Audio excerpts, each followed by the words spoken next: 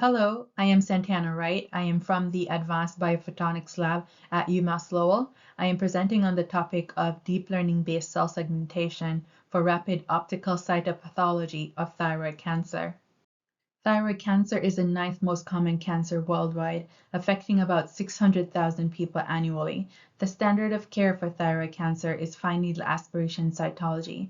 This approach is labor-intensive, time-consuming, and very costly. It is also highly subjective as it depends upon the skill and experience of the pathologist. Approximately 30% of FNAs are indeterminate. For these cases, a second biopsy or costly molecular testing is required. The goal of this study was to develop a quantitative, clinically viable technology to enable rapid and accurate detection of thyroid cancer in all cases.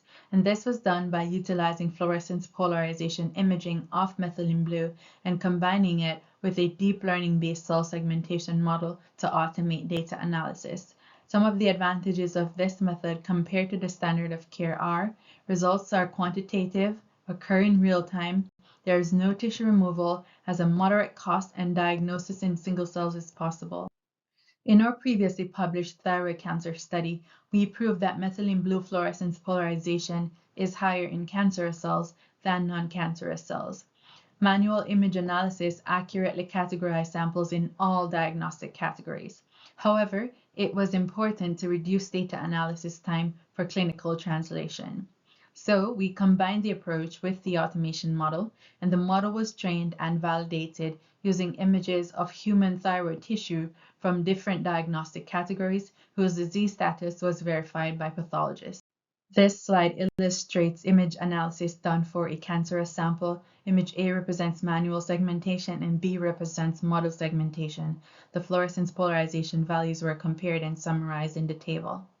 This represents an illustration of image analysis done for a benign sample. A represents the manually segmented cells and B represents the model segmented cells. The fluorescence polarization results are summarized in the table.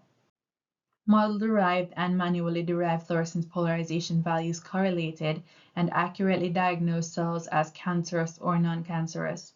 Importantly, no statistically significant differences were observed between model-derived and manually derived fluorescence polarization values.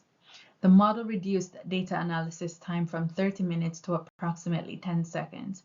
And so this developed approach has the potential to provide a rapid, robust, and reliable method for diagnosing thyroid cancer and improving the standard of care. I would like to acknowledge all the teams that made this study possible, as well as our funding sources.